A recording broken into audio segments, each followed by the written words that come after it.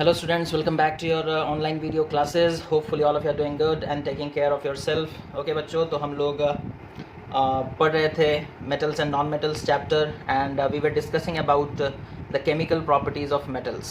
Okay, तो हम लोग बच्चों chemical properties of metals discussion कर रहे थे. ठीक है, we were discussing about the chemical properties of metals. Chemical properties of metals. ठीक है, तो ये हमारा डिस्कशन चल रहा था बच्चों, है ना. और हम लोगों ने अब तक क्या पढ़ चुका है केमिकल प्रॉपर्टीज़ में ना. मेटल्स रिएक्शन विथ ऑक्सीजन हम लोग पढ़ चुके हैं. And metals reaction with water. Okay, ये दो चीज़ हम लोगों ने पढ़ रखा है बच्चों. ठीक है, metals reaction with oxygen and metals reaction with water. Okay, अच्छा, अब आज जो हम लोग पढ़ेंगे that is metals reaction with acid and metals reaction with other salt solutions. ठीक है, ये दो चीज़ हम लोग पढ़ चुके हैं. आज हम लोग नए टॉपिक को स्टार्ट करेंगे that is metals reaction with acids and metals reaction with that is other salt solution. Okay, ये हम लोगों ने पढ़ लिया है. ओके, तो आज हम लोग स्टार्ट करेंगे बच्चों that is metals reaction with acids. ठीक है, तो हम लोग आज पहले स्टार्ट करते हैं metals reaction with dilute acids. Okay, dilute acids. Okay, so what happens when metals react with dilute acids? Okay, now when a reactive metal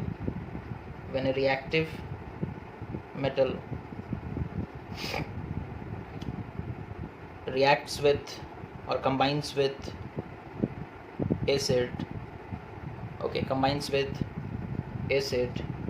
it produces a metallic salt. And hydrogen gas is liberated. Okay बच्चों, तो जब metals react करते हैं, reactive metals, okay, जब वो लोग react करेंगे acid के साथ, कंबाइन करेंगे एसिड के साथ, तो वो प्रोड्यूस करेंगे एक मेटेलिक सॉल्ट और हाइड्रोजन गैस फॉर्मेशन होगा, है ना. जनरल इक्वेशन क्या है? जनरल इक्वेशन क्या है इसका ना? मेटल प्लस एसिड, ओके, और मेटल प्लस डाइल्यूट एसिड, है ना. डाइल्यूट एसिड के साथ हम लोग देखेंगे रिएक्शन, तो प्रोड्यूस होगा metallic salt plus hydrogen gas. Okay, तो ये उनका जनरल इक्वेशन या जनरल रिप्रेजेंटेशन हो गया बच्चों. किस तरीके से ना मेटल जब डाइल्यूट एसिड के साथ रिएक्ट करेगा तो metallic salt plus hydrogen gas formation होगा. ठीक है, अब देखते हैं कुछ रिएक्शंस, ओके, मेटल का एसिड्स के साथ, है ना. तो सबसे पहले पोटेशियम और सोडियम का रिएक्शन हम लोग बच्चों यहाँ पर नहीं देखेंगे बिकॉज हम लोग जनरली जानते हैं कि sodium and potassium are very highly reactive metals. Okay, and अगर उनको हम लोग रिएक्ट कराएंगे, कोल्ड वाटर के साथ भी रिएक्ट कराएंगे ना, तो बहुत विगरस रिएक्शन होगा. ऐसे बोलोगे तो रिएक्शन लिखा जा सकता है, जैसे कि सपोज कर लो सोडियम रिएक्ट किया H2SO4 के साथ, है ना, डाइल्यूट H2SO4 के साथ रिएक्ट किया, तो प्रोडक्ट आएगा HSO4 प्लस H2, है ना. तो ये प्रोडक्ट आएगा. ओके, अच्छा, और अगर टेम्परेचर थोड़ा ज़्यादा हुआ तो प्रोडक्ट चेंज भी हो जाता है बच्चों, है ना. ये प्रोडक्ट आता है जब temperature less than 200 degree Celsius होता है. ओके, चलो वो सब हमारे कोर्स में नहीं है, उन सब चीज़ों के बारे में डिस्कशन नहीं करेंगे. तो ये रिएक्शन होता है, मेटल रिएक्ट करता है सल्फ्यूरिक एसिड के साथ, तो मेटेलिक सॉल्ट बनता है प्लस हाइड्रोजन गैस प्रोड्यूस होता है. ये सॉल्ट नहीं बनेगा तो दूसरा सॉल्ट दैट इज़ Na2SO4 बन सकता है, sodium sulphate plus hydrogen gas. तो 2 सोडियम यहाँ पे लेना पड़ेगा. ओके, तो इस तरीके से भी रिएक्शन हो सकता है, या तो ये प्रोडक्ट फॉर्मेशन होगा या फिर ये प्रोडक्ट. ओके, इन दोनों में से कोई एक प्रोडक्ट फॉर्मेशन होगा. ठीक है, रिएक्शन होगा, बट ये रिएक्शंस हम लोग शो नहीं करते या फिर हम लोग लैब में जनरली परफॉर्म नहीं करते because sodium is a very highly reactive metal. Okay, and it reacts with, we know that it reacts with even cold water, even cold water, वो ठंडे पानी के साथ रिएक्ट कर सकता है। आप सोचो एसिड के साथ रिएक्शन करेगा तो और कितना विगरस होगा और कितना एक्सोथर्मिक होगा, हीट एनर्जी, लाइट एनर्जी भी कितना प्रोड्यूस हो सकता है। तो दैट इज़ वाई हम लोग इन रिएक्शंस के ऊपर उतना ध्यान नहीं देते, ठीक है। हमारे कोर्स में जो है वो मेनली कौन से मेटल्स का रिएक्शन दिया गया है बच्चों ना, that is moderately reactive metals, है ना, जैसे कि मैग्नीशियम, एल्यूमिनियम, जिंक, आयरन, इन सब का, है ना। अच्छा, तो देखो मैग्नीशियम जब रिएक्ट करेगा, सपोज कर लो किसके साथ, H2SO4 के साथ, ठीक है। H2SO4 कैसा होगा, डाइल्यूट, तो प्रोडक्ट आएगा that is magnesium sulphate plus hydrogen gas. Okay, उसी तरीके से बच्चों अगर मैग्नीशियम रिएक्ट करता है हाइड्रोक्लोरिक एसिड के साथ, HCl के साथ, दैट इज़ डाइल्यूट, ओके, तो प्रोडक्ट आता है magnesium chloride MgCl2 plus hydrogen gas. Balance करोगे Mg plus 2HCl gives rise to MgCl2 plus hydrogen, okay, that is H2, okay. तो ये हो गया मैग्नीशियम का रिएक्शन सल्फ्यूरिक एसिड के साथ और हाइड्रोक्लोरिक एसिड के साथ, ठीक है। उसी तरीके से बच्चों अगर हम लोग देखेंगे एल्यूमिनियम का रिएक्शन, जैसे सपोज कर लो एल्यूमिनियम रिएक्ट किया सल्फ्यूरिक एसिड के साथ, that is dilute sulphuric acid, ठीक है। तो रिएक्शन कैसा होगा देखो ना, एल्यूमिनियम सल्फेट बनेगा that is Al2SO4 whole 3 plus hydrogen gas produce होगा, ठीक है। Al2SO4 whole 3 plus hydrogen gas, ठीक है। अब इस इक्वेशन को आप लोग बैलेंस कर सकते हो, ये हो जाएगा 3H2SO4, अगर हम लोग 2Al लेते हैं तो ये 3H2SO4, ठीक है, Al2SO4 होल 3 और ये 6 हाइड्रोजन, तो यहाँ पर 3H2, ठीक है। तो ये बैलेंस्ड हो गया, है ना। तो एल्यूमिनियम देखो एक मेटल है, रिएक्ट किया एसिड के साथ तो एक सॉल्ट बना, metallic salt plus hydrogen gas formation हुआ, ठीक है। उसी तरीके से बच्चों अगर एल्यूमिनियम रिएक्ट करेगा हाइड्रोक्लोरिक एसिड के साथ, दैट इज़ डाइल्यूट, तो फिर प्रोडक्ट क्या आएगा ना, aluminium chloride AlCl3 plus H2, ठीक है। इक्वेशन को बैलेंस करोगे तो ये हो जाएगा 3HCl फिर हम लोग नहीं लिख सकते तो इसे 6HCl कर देते हैं, इसे 2Al कर देते हैं, ये 2AlCl3 हो जाएगा और ये 3H2, ठीक है, बैलेंस हो गया, ओके। तो एल्यूमिनियम बच्चों हाइड्रोक्लोरिक एसिड के साथ जब रिएक्ट करेगा तो एल्यूमिनियम क्लोराइड फॉर्मेशन होगा प्लस हाइड्रोजन गैस इवॉल्व होगा, है ना। तो ये रिएक्शन हो गया एल्यूमिनियम का with sulphuric acid and with hydrochloric acid, है ना। तो हम लोग पढ़ रहे हैं बच्चों metals reaction with dilute acids, okay. ये दोनों डाइल्यूट एसिड हम लोग लेकर के चेक कर रहे हैं कैसा रिएक्शन होता है, प्रोडक्ट क्या फॉर्मेशन होता है, ठीक है। तो बड़ा सिंपल है, बस मेटल यहाँ से हाइड्रोजन को हटाएगा और सल्फेट के साथ खुद लिंक हो जाएगा, मेटल यहाँ से हाइड्रोजन को हटाएगा और क्लोरीन के साथ खुद लिंक हो जाएगा। यहाँ देखो एल्यूमिनियम हाइड्रोजन को हटा देगा, सल्फेट के साथ खुद एल्यूमिनियम सल्फेट बन जाएगा। यहाँ एल्यूमिनियम देखो हाइड्रोजन को हटा देगा, क्लोरीन के साथ एल्यूमिनियम क्लोराइड बन जाएगा और जो हाइड्रोजन यहाँ से हट गया वो गैस बन के इवॉल्व हो जाएगा, that is it will be liberated in the form of gas, ठीक है। इसी तरीके से बच्चों हम लोग आयरन का भी शो कर सकते हैं और इसी तरीके से हम लोग और किसका ना, दैट इज क्या बोलते हैं, जिंक का भी शो कर सकते हैं, जिंक एंड आयरन। तो वो रिएक्शंस अब आप लोग खुद से भी लिख सकते हो, हम एक एक लिख दे रहे हैं। दैट इज जिंक अगर रिएक्ट करता है बच्चों HCl के साथ, दैट इज डाइल्यूट HCl, तो प्रोडक्ट फॉर्मेशन होता है that is zinc chloride, that is ZnCl2 plus H2 gas, okay. उसी तरीके से अगर आयरन रिएक्ट करता है बच्चों, सपोज कर लो सल्फ्यूरिक एसिड के साथ H2SO4 that is dilute, okay, तो प्रोडक्ट फॉर्मेशन होता है FeSO4 plus H2, FeSO4 plus H2। पहला वाला इक्वेशन को बैलेंस करोगे दैट इज ZnCl2 फॉर्मेशन हो रहा है तो 2HCl लेंगे, बैलेंस हो जाएगा, है ना। दूसरा वाला इक्वेशन ऑलरेडी बैलेंस्ड है, ओके। तो इस तरीके से बच्चों देख रहे हो, जिंक मेटल है, हाइड्रोक्लोरिक एसिड के साथ रिएक्ट किया तो हाइड्रोजन को हटा दिया और खुद क्लोरीन के साथ Zn क्लोराइड बन गया। अच्छा, हाइड्रोजन को हटाएगा, 2 हाइड्रोजन हटेगा तो 2 क्लोरीन भी तो ZnCl2 बन जाएगा। यहाँ पर देखो आयरन जो है वो हाइड्रोजन को हटा देगा और खुद सल्फेट के साथ आयरन सल्फेट बन जाएगा, ठीक है। तो इस पैटर्न में बच्चों रिएक्शन होता है, ठीक है, इस पैटर्न में रिएक्शन होता है, ओके। अब एक सवाल आता है कि हम लोग हाइड्रोक्लोरिक एसिड सल्फ्यूरिक एसिड देख रहे हैं, नाइट्रिक एसिड क्यों नहीं यूज़ कर रहे, है ना। ये सवाल आता है, why we are not using dilute nitric acid और why we are not using nitric acid, ठीक है। नाइट्रिक एसिड भी तो एक एसिड है, उसका रिएक्शन हम लोग क्यों नहीं शो कर रहे। तो रीज़न क्या है देखो बच्चों, रीजन क्या है ना, नाइट्रिक एसिड अगर हम लोग बोलेंगे मेटल को हम लोग रिएक्ट कराएंगे नाइट्रिक एसिड के साथ, ठीक है।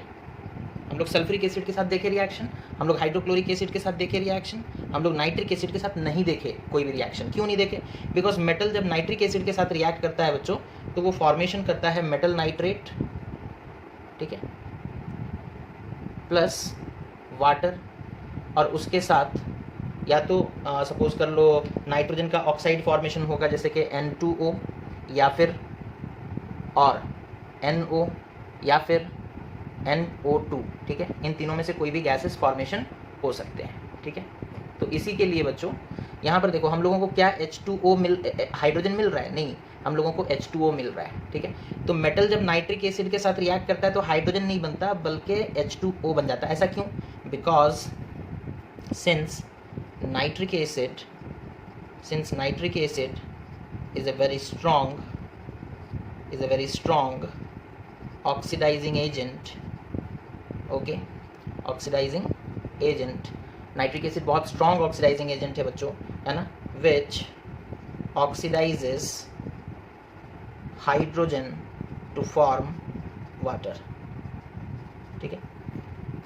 हाइड्रोजन बनता है लेकिन नाइट्रिक एसिड क्या करता है, उसे ऑक्सीजन प्रोवाइड कर देता है, तो हाइड्रोजन को ऑक्सीजन मिल जाएगा तो वो वाटर बन जाएगा। क्या बन जाएगा? वाटर बन जाएगा।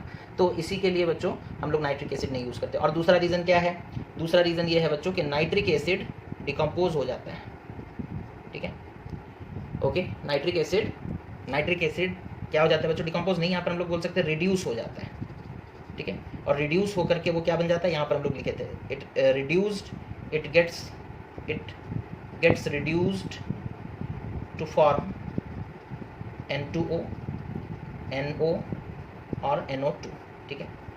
कभी वो डाई नाइट्रोजन ऑक्साइड बन जाता है, कभी वो नाइट्रोजन मोनोऑक्साइड बन जाता है, कभी नाइट्रोजन डाइऑक्साइड बन जाता है, ठीक है। तो नाइट्रिक एसिड जो है वो ऑक्सीडाइजिंग एजेंट है, वो हाइड्रोजन को ऑक्सीडाइज कर देता है बच्चों और वाटर बना देता है। अगर वो इसे ऑक्सीडाइज कर रहा है तो वो खुद रिड्यूस हो जाएगा और खुद रिड्यूस होकर के वो ये बन जाता है। तो हमें जो हमारा जनरल पैटर्न है कि मेटल एसिड के साथ रिएक्ट करेगा तो सॉल्ट प्लस हाइड्रोजन बनना चाहिए, लेकिन यहाँ तो और भी बहुत सारे चीज़ बन रहे हैं, है कि नहीं।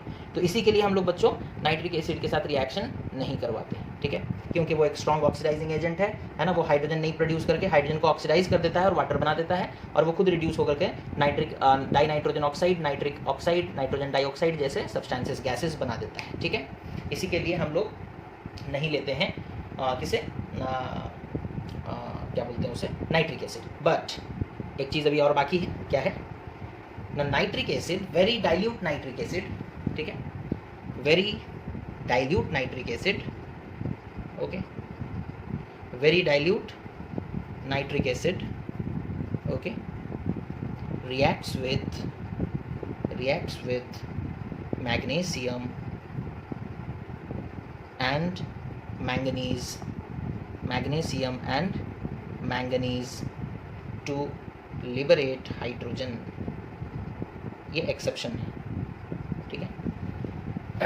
वेरी डाइल्यूट नाइट्रिक एसिड है ना, बहुत डाइल्यूट नाइट्रिक एसिड लेंगे बच्चों, उसे मैग्नीशियम के साथ रिएक्ट कराएंगे, ठीक है, वेरी डाइल्यूट, ओके, तब जा करके बच्चों वो प्रोडक्ट फॉर्मेशन करेगा, that is magnesium nitrate MgNO3 plus hydrogen gas formation होगा, ठीक है, प्लस हाइड्रोजन गैस फॉर्मेशन होगा, ठीक है। अच्छा, यहाँ पे 2HNO3 लेना पड़ेगा। और मैंगनीज के साथ भी उसी तरीके से बच्चों, मैंगनीज दैट इज Mn है ना, इसके साथ भी वो रिएक्ट करता है इसी तरीके से। और यहाँ पर हम लोग वेरी डाइल्यूट नाइट्रिक एसिड लेते हैं, तब ये रिएक्शन होता है और मैंगनीज नाइट्रेट फॉर्मेशन होता है, ठीक है, प्लस हाइड्रोजन गैस इवॉल्व होता है। तो नाइट्रिक एसिड किसी दूसरे मेटल के साथ बच्चों इस तरीके का बिहेवियर नहीं शो करता, ये एक्सेप्शनल केसेस हैं, इसे याद रखोगे, है ना, these are the exceptional cases, okay. अच्छा, अब सवाल उठता है क्या सारे मेटल्स एसिड के साथ रिएक्ट करेंगे? तो नहीं बच्चों, हम लोग देखते हैं कि जैसे कॉपर हो गया, आप उसे रिएक्ट कराओगे, सपोज कर लो HCl डाइल्यूट लिए और उसके साथ रिएक्ट कराने का कोशिश किए, आप देखोगे कोई रिएक्शन नहीं हो रहा, नो रिएक्शन, ओके। मतलब क्या है, कॉपर हाइड्रोजन को हटा नहीं पा रहा, कॉपर हाइड्रोजन से भी कम रिएक्टिव है, ओके। डिस्प्लेसमेंट रिएक्शन तो आप लोगों ने पढ़ रखा है, पहले ही पहला चैप्टर में पढ़ाया गया था। तो यहाँ पर ये मेटल जो कॉपर है वो हाइड्रोजन को नहीं हटा पा रहा है, इसी के लिए कोई रिएक्शन नहीं हो पा रहा है। इसी तरीके से अगर आप सिल्वर लोगे बच्चों और आप बोलोगे हम उसे रिएक्ट कराएंगे HCl के साथ, डाइल्यूट HCl के साथ, तो आप रिएक्शन कराने के लिए बैठ जाओगे, लेकिन कोई रिएक्शन नहीं होगा। पता ये चला कि सिल्वर भी हाइड्रोजन से कम रिएक्टिव है, silver can not displace hydrogen from HCl, okay, so no reaction will take place, okay. तो सारे मेटल्स रिएक्ट नहीं करते बच्चों, हम लोग इसी के लिए स्टार्टिंग में क्या लिखे थे, when reactive metals, okay, combines with acid, है ना, व्हेन रिएक्टिव मेटल्स, तो ये लोग बहुत कम रिएक्टिव हैं, ज़्यादा रिएक्टिव नहीं है, ठीक है। अच्छा, उसके बाद एक टर्म आता है बच्चों that is given in our book aqua regia. अब ये क्या है ना, एक्वा रीजिया को बच्चों इसे हम लोग रॉयल वाटर भी कहते हैं, ठीक है। Aqua regia is also known as royal water, ठीक है। क्या रॉयल बात है इसमें, इसे रॉयल वाटर इसलिए कहा जाता है बच्चों because it can dissolve,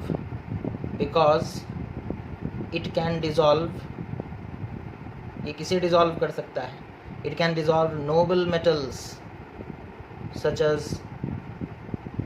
as gold and platinum, ठीक है। गोल्ड और प्लैटिनम बच्चों किसी भी सब्सटेंस में डिजॉल्व नहीं होते, है ना।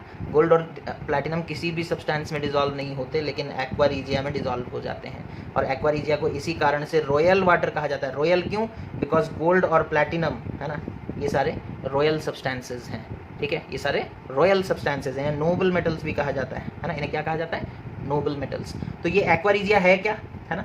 एक्वा रीजिया है बच्चों, it is a mixture of concentrated hydrochloric acid and nitric acid. Okay, it is a mixture of concentrated hydrochloric acid and nitric acid in the ratio 3:1, ठीक है।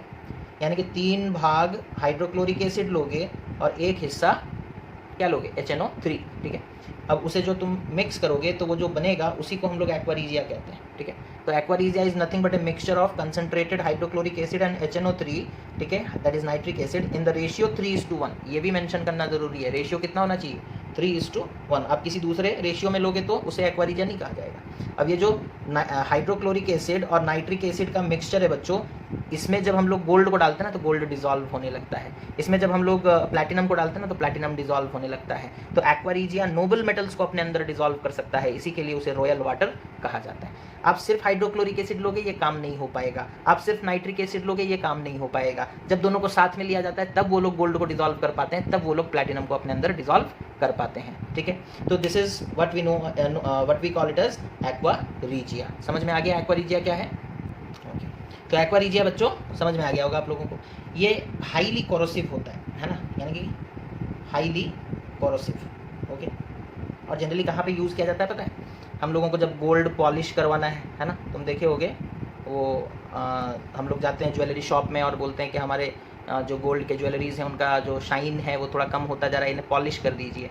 तो वो लोग क्या करते हैं, एक्वा रीजिया थोड़ा सा लेते हैं और गोल्ड के ऊपर ऐसे ऐसे घिस देते हैं, ठीक है। तो वो गोल्ड के अपर लेयर को क्या करेगा, कोरोड कर देगा, उन्हें खा जाएगा, और अंदर से जो नया लेयर निकल कर आएगा वो चमकता हुआ होगा बच्चों, बिकॉज मेटल्स आर लस्टरस। तो वो गोल्ड का अंदर वाला लेयर निकल कर आ जाएगा, है ना, लेकिन वो आपका कुछ गोल्ड लेकर चला गया है कि नहीं। तो जितना पॉलिश कराओगे बच्चों नुकसान खुद का है, ठीक है। बिकॉज जैसे सपोज कर लो ये एक गोल्ड है, ठीक है, ऊपर में एक्वा रीजिया गिरा तो ऊपर का लेयर ही गायब हो जाएगा, अब एक नया लेयर निकल कर आएगा, ठीक है।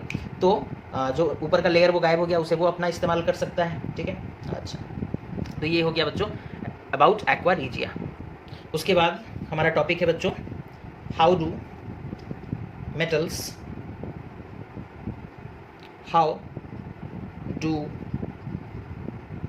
metals react with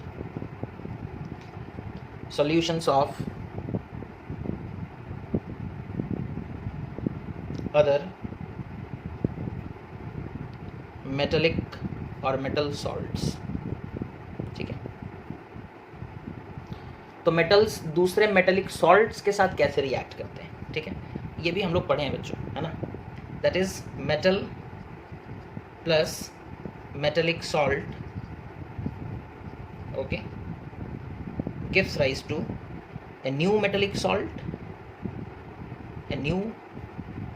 salt plus metal, okay, plus a new metal बोल सकते हो। न्यू मेटल नहीं मतलब या फिर ऐसे देख लो, जैसे सपोज कर लो हम लोग बोलेंगे बच्चों मेटल 1, ठीक है, combines with metallic salt 1 gives rise to metallic salt 2, ठीक है, प्लस मेटल 2। देखो एग्जाम्पल देखोगे समझ में आ जाएगा, ये जनरल पैटर्न है ना। ये जनरल पैटर्न है। एग्जाम्पल, जैसे बच्चों हम लोग मेटल 1 की जगह लेते हैं आयरन, मेटेलिक सॉल्ट 1 की जगह लेते हैं कॉपर सल्फेट, दोनों को रिएक्ट कराएंगे। ठीक है, अब क्या होगा, डिस्प्लेसमेंट रिएक्शन। याद है आयरन कॉपर से ज़्यादा रिएक्टिव है तो आयरन कॉपर को हटा देगा और खुद उसके जगह पर आ जाएगा। तो कॉपर हट गया तो बन जाएगा आयरन सल्फेट, ये मेटेलिक सॉल्ट 2 कहलाया। ठीक है, प्लस मेटल 2, यहाँ पे जो कॉपर यहाँ से हटा बच्चों वो कॉपर इधर आ जाएगा। ठीक है, तो इस तरीके से रिएक्शन होता है किसमें ना, एक मेटल और एक मेटेलिक सॉल्ट के बीच में। ठीक है, कंडीशन, क्या सारे रिएक्शंस हो पाएंगे? नहीं, सारे रिएक्शंस नहीं हो पाते बच्चों। द रिएक्टिव मेटल्स, ओके, और या फिर हम लोग बोल सकते हैं the more reactive metals, the more reactive metals displaces the less reactive metals, displaces the less reactive metals from its salt, from its salt। Okay, तो आयरन क्योंकि ज़्यादा रिएक्टिव है, मोर रिएक्टिव है ना, तो आयरन हो गया मोर रिएक्टिव मेटल, वो किसे डिस्प्लेस कर देगा? लेस रिएक्टिव मेटल को। लेस रिएक्टिव मेटल कौन है? कॉपर, उसे डिस्प्लेस कर देगा। कहाँ से करेगा? फ्रॉम इट सॉल्ट, उसी के सॉल्ट से उसे डिस्प्लेस कर देगा, उसी के सॉल्ट से उसे डिस्प्लेस कर देगा। ठीक है, तो हम लोगों को बच्चों क्या मिल जाएगा? इस तरीके का रिएक्शन होगा। अच्छा, इससे रिलेटेड बच्चों एक एक्टिविटी दिया है ना। एक्टिविटी क्या दिया है? वो बोला कि एक टेस्ट ट्यूब लेंगे हम लोग। ठीक है, ये एक्टिविटी शायद हम लोग पहले भी कर चुके होंगे चैप्टर नंबर 1 में डिस्प्लेसमेंट रिएक्शन पढ़ते वक्त, है ना। वो बोलता है एक टेस्ट ट्यूब लेंगे और इस टेस्ट ट्यूब में हम लोग कॉपर सल्फेट का सोल्यूशन लेंगे। क्या लेंगे? कॉपर सल्फेट का सोल्यूशन, दैट इज़ CuSO4 का सोल्यूशन, जो कि ब्लू कलर का होता है। ठीक है, जो कि कौन से कलर का होता है बच्चों? ब्लू कलर का होता है। ठीक है, अब हम लोग क्या करेंगे, एक आयरन का नेल लिए। ठीक है, एक आयरन का नेल, अब इस नेल में एक धागा बांध दिए। ठीक है, इसे लाकर अंदर डाल दो। आयरन का नेल यहाँ पर डूब गया। ठीक है, उसे कॉपर सल्फेट के सोल्यूशन में डाल दो। ओके, कॉपर सल्फेट के सोल्यूशन में डाल दिया गया है ना। अच्छा, अब कुछ समय के बाद हम लोग देखेंगे बच्चों कि इस सोल्यूशन का, जो कॉपर सल्फेट का सोल्यूशन था जिसका कलर ब्लू था, है ना, कुछ देर के बाद हम लोग देखेंगे कि क्या होने वाला है, कि उसी टेस्ट ट्यूब में बच्चों क्या होगा ना, तुम देखोगे कुछ समय के बाद कि ये जो सोल्यूशन था, है ना, इसका कलर चेंज होने लगेगा बच्चों। ओके, और ये एक ग्रीनिश सोल्यूशन में कन्वर्ट होने लगेगा धीरे धीरे, यानी कि कलर चेंज होकर के ग्रीनिश टाइप का हो जाएगा। ठीक है, ग्रीनिश सोल्यूशन। ठीक है, और दूसरा इंपॉर्टेंट चीज़ क्या होगा ना, जो आयरन का नेल तुम लिए थे उसके ऊपर एक रेडिश ब्राउन कलर का कोटिंग चढ़ता जाएगा, है ना। ये आयरन का नेल था जो तुमने लिया था, इसके ऊपर एक कोटिंग चढ़ जाएगा बच्चों, और वो कोटिंग किसका होगा ना, कॉपर का। ठीक है, कॉपर का एक रेडिश ब्राउन कलर का कोटिंग। ठीक है, एक रेडिश ब्राउन कोटिंग बच्चों आयरन नेल के ऊपर डिपॉजिट हो जाएगा, है ना, आयरन नेल के ऊपर फॉर्म कर जाएगा। ठीक है, समझ में आया? तो ये रिएक्शन हुआ, एक्चुअली क्या होगा आप समझ गए होगे कि हम लोग आयरन और कॉपर सल्फेट ले लिए, रिएक्शन हुआ और बन गया आयरन सल्फेट प्लस कॉपर। ये जो कॉपर बना ये उस आयरन नेल के ऊपर चिपकता गया बच्चों, है ना, चढ़ता गया। ठीक है, अच्छा, आयरन का कलर अगर आपसे पूछेगा तो ग्रे बोलोगे। कौन से कलर का होता है? ग्रे। ठीक है, दिख नहीं रहा है। आयरन का कलर कैसा होता है बच्चों? आयरन होता है ग्रे कलर का। ठीक है, और इसका कलर तो बताएं तो ब्लू कलर का सोल्यूशन होता है, और ये ग्रीनिश सोल्यूशन जो फॉर्मेशन हुआ, ग्रीनिश सोल्यूशन, और ये copper that is reddish brown colour का होता है। ठीक है, इसी तरीके से बच्चों अगर हम लोग क्या करेंगे, इसी तरीके से देखो हम लोग क्या करेंगे, एक और रिएक्शन देखते हैं, है ना, एक और रिएक्शन देखते हैं। सपोज कर लो हम लोग एक कॉनिकल फ्लास्क लिए। ठीक है, सपोज कर लो हम लोग एक कॉनिकल फ्लास्क लिए। ठीक है, हम लोग एक कॉनिकल फ्लास्क लिए बच्चों, और कॉनिकल फ्लास्क में हम लोग एक सोल्यूशन लिए। सोल्यूशन किसका ना, सिल्वर नाइट्रेट का।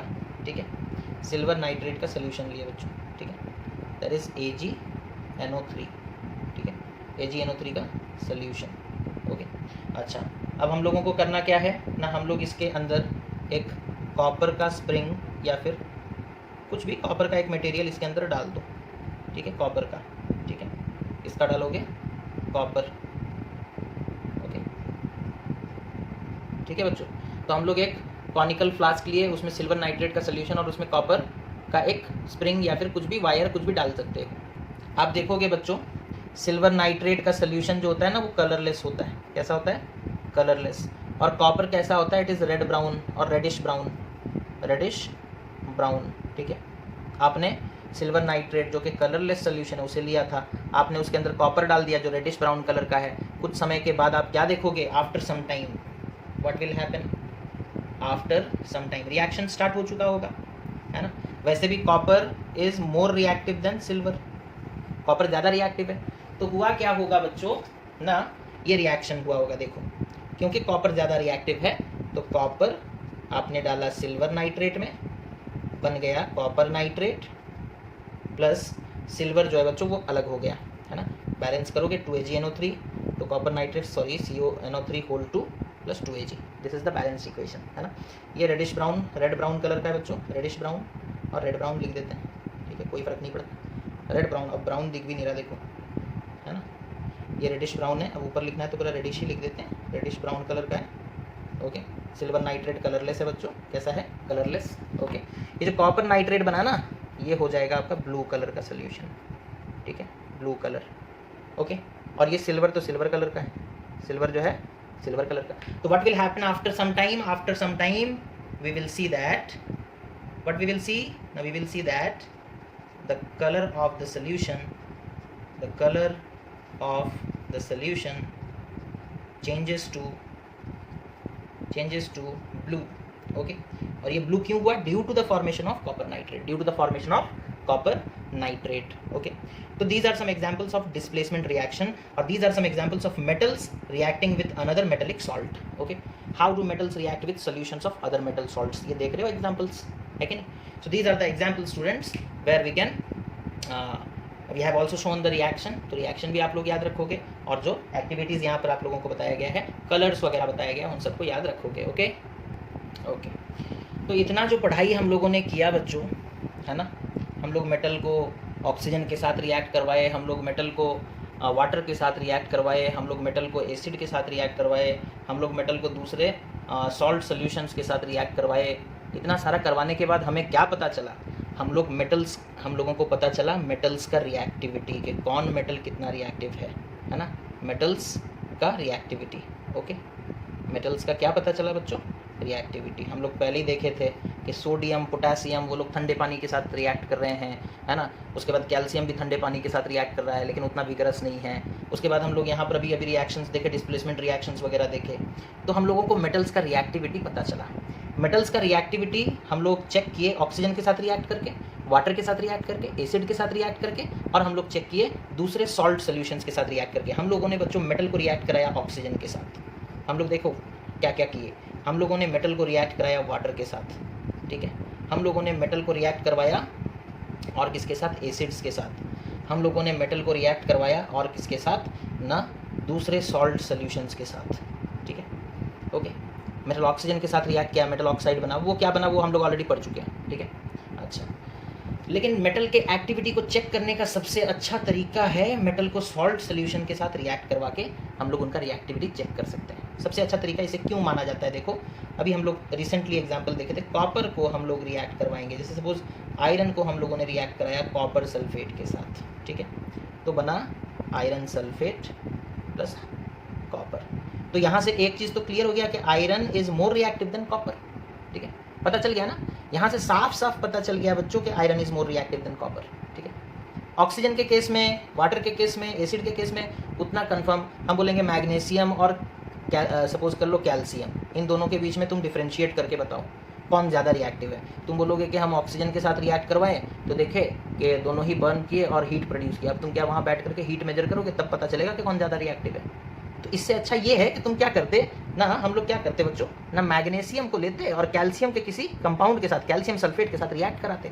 अगर रिएक्शन हो गया तो मैग्नीशियम कैल्शियम से ज़्यादा रिएक्टिव है, और अगर नहीं हुआ, एक्चुअली नहीं होता है, no reaction.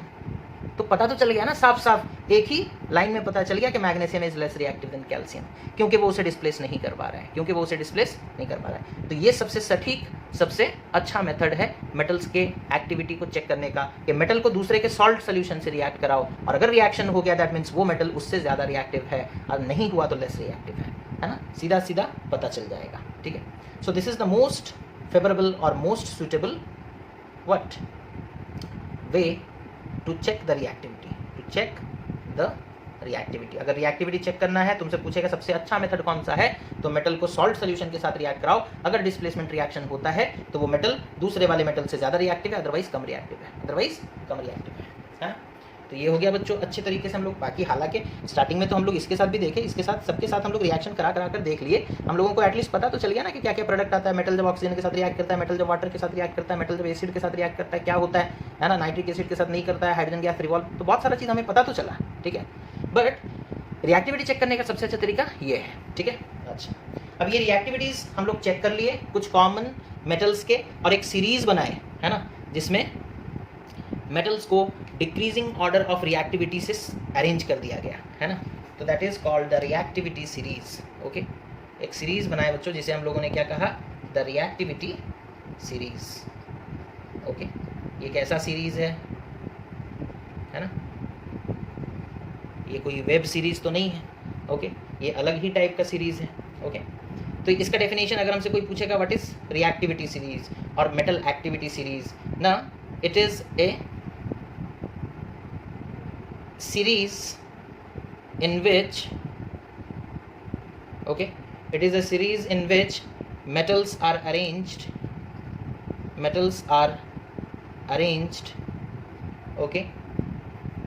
in order of their decreasing reactivity, okay, मतलब ये एक सीरीज है बच्चों जिसमें मेटल्स को अरेंज किया गया है। कैसे अरेंज किया गया है ना, in order of their decreasing reactivity, मतलब जो ऊपर में होगा सब वो सबसे ज़्यादा रिएक्टिव, जैसे जैसे नीचे जाओगे डिक्रीजिंग रिएक्टिविटी डिक्रीज करेगा। और इसमें सारे मेटल्स को इंक्लूड नहीं किया गया है, हम यहाँ पर it is a series in which metals ना लिख करके कॉमन मेटल्स लिखेंगे तो ज़्यादा अच्छा है, बट बुक में बच्चों ये नहीं लिखता, इसीलिए हम नहीं लिखे थे। ठीक है, हालांकि हम लोग सारे मेटल्स का तो नहीं लिखते, इतने सारे मेटल्स हैं है ना, मोर देन 80 मेटल्स प्रेजेंट हैं। अब हमारे मेटल एक्टिविटी सीरीज में गिने चुने मेटल्स ही हैं, और वो कौन से मेटल्स हैं, कॉमन मेटल्स। ठीक है, तो ये वर्ड मैंने अपने तरफ से जोड़ दिया है। ठीक है, बुक में ऐसा नहीं लिखा गया है, लेकिन एक्चुअली में कॉमन मेटल्स का ही सीरीज हम लोग बनाते हैं। ठीक है, अच्छा, रिएक्टिविटी सीरीज में सबसे टॉप में है कौन, पोटेशियम। सबसे टॉप में कौन है बच्चों, पोटेशियम। ठीक है, तो यहाँ देखो इसे हम मिटाते हैं ताकि हम लिख पाएँ पूरा सीरीज। ओके, सबसे टॉप में कौन है, देखो सबसे टॉप में है बच्चों पोटेशियम। ओके, पोटेशियम, उसके नीचे सोडियम। ठीक है, उसके नीचे कैल्शियम। ओके, उसके नीचे मैग्नीशियम।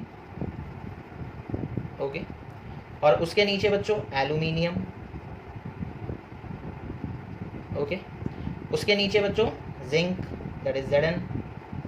ओके, उसके नीचे फिर कौन है, iron, that is Fe, iron. Okay, उसके नीचे बच्चों कौन है ना, lead, that is Pb। Okay, that is lead. Okay, lead के नीचे कौन है, हाइड्रोजन। हाइड्रोजन नॉन मेटल है बच्चों, फिर भी कहाँ प्रेजेंट है देख रहे हो, हाइड्रोजन का पहुँच बहुत दूर दूर तक है, उसके नीचे हाइड्रोजन है ना, नॉन मेटल है। क्यों ले रहे हैं पता है, बिकॉज बहुत सारे रिएक्शन एसिड्स के साथ होते हैं, तो कौन सा रिएक्शन होगा, और सारे एसिड में हाइड्रोजन प्रेजेंट होता है ना, तो कौन सा मेटल एसिड के साथ रिएक्ट करेगा या नहीं करेगा वो बड़े आसानी से पता चल सकता है, इसी के लिए हाइड्रोजन को यहाँ पे रख दिया गया है ना। अच्छा, उसके नीचे बच्चों कौन है, अब यहाँ पर जगह नहीं है शायद, तो यहाँ पर देखो हम लिख के दिखा दे रहे हैं। ठीक है, ये कंटिन्यू होगा यहाँ से। ठीक है, अच्छा, उसके नीचे कौन है, copper, that is Cu, copper. Okay, hydrogen से कम है बच्चों इसका रिएक्टिविटी। उसके नीचे बच्चों दैट इज मर्क्यूरी, Hg। ठीक है, उसके नीचे सिल्वर, दैट इज Ag। उसके नीचे gold, that is Au, that is gold. उसके नीचे आप चाहो तो प्लैटिनम लिख सकते हो, दैट इज प्लैटिनम। ओके, अब ऊपर में जो है ये है मोस्ट रिएक्टिव, ये है मोस्ट रिएक्टिव, नीचे में जो है ये है लीस्ट रिएक्टिव है ना। सबसे कम रिएक्टिविटी, है ना, तुम्हारे एनसीईआरटी के हिसाब से तो वो गोल्ड पे ही रुक गया है ना। This is the least reactive, ठीक है। अब हम एनसीईआरटी के हिसाब से ही बता रहे हैं, इसी के लिए गोल्ड पे ही रोक दिए हैं बात को, ठीक है, समझ में आ रहा है। और बीच में जो है वो लोग मॉडरेटली रिएक्टिव, यानी बहुत कम रिएक्टिव भी नहीं है, बहुत ज़्यादा रिएक्टिव भी नहीं है, magnesium, aluminium, zinc, iron, lead, ये सब, है ना। ओके, हाइड्रोजन से जो नीचे हैं उन्हें हम लोग लेस रिएक्टिव कहते हैं, और उसमें जो सबसे नीचे है उसे हम लोग लीस्ट रिएक्टिव कहते हैं, ठीक है। अच्छा, इससे फ़ायदा क्या, इससे क्या फ़ायदा है बच्चों, ये हम लोग ऑलरेडी पढ़ चुके हैं। जैसे कि सपोज कर लो हम लोग रिएक्शन कराएंगे कैल्शियम और जिंक के किसी कंपाउंड के बीच में। देखो calcium plus zinc sulphate reaction होगा या नहीं होगा, देख लेते हैं। कैल्शियम जिंक के ऊपर है, ज़्यादा रिएक्टिव है, तो कैल्शियम जिंक को डिस्प्लेस कर देगा, यानी कि कैल्शियम सल्फेट प्लस जिंक बनेगा बच्चों, है ना। पता चल गया, रिएक्टिविटी सीरीज़ के हेल्प से पता चल गया। रिएक्टिविटी सीरीज़ में कैल्शियम ऊपर में है और जिंक नीचे है, तो जिंक सल्फेट से जिंक को कैल्शियम हटा सकता है ना। तो ये होता है रिएक्टिविटी सीरीज़ का फ़ायदा। जैसे सपोज कर लो हम बोलेंगे क्या मर्क्यूरी HCl के साथ रिएक्ट करेगा। देखो मर्क्यूरी कहाँ है, यहाँ, हाइड्रोजन कहाँ है, यहाँ, हाइड्रोजन ऊपर है बच्चों, हाइड्रोजन के नीचे मर्क्यूरी है, तो mercury less reactive than hydrogen, नहीं होगा रिएक्शन, नो रिएक्शन, ठीक है। तो पता तो चल जा रहा है ना कि रिएक्शन होगा या नहीं होगा, तो बहुत हेल्पफुल है रिएक्टिविटी सीरीज, ओके। तो आज के लिए बच्चों, आज के क्लास में हम लोग इतना ही पढ़ेंगे। अपने नेक्स्ट क्लास में हम लोग फिर डिस्कशन करेंगे how metals and non metals react. तो बच्चों बड़ी ध्यान से देखो, है ना, और अच्छे से समझने का कोशिश भी करो ताकि कोई भी कंसेप्ट छूटे नहीं, ठीक है। So thank you for watching students, take care of yourself and have a nice day.